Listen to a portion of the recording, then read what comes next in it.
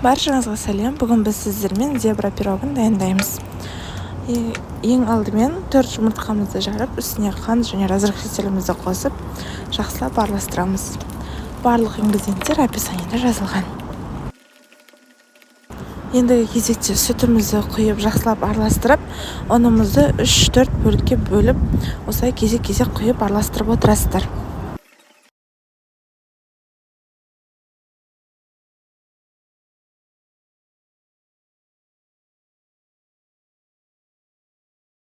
Ең соңында сұйық май құясыздар. Міне біздің массамыз дайын. Енді біз массамызды 2 бөлікке бөлеміз.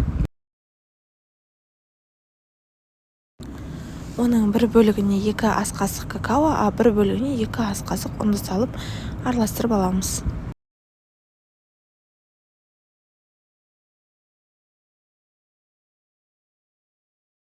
Менде форманың диаметрі 26 см.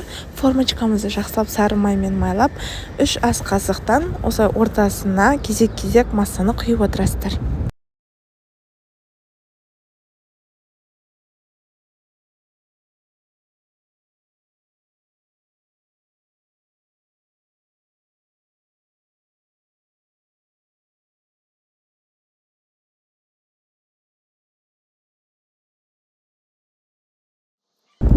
Енді шпажканың немесе зубочистканың көмегімен зебрамызға узойларды жасаймыз.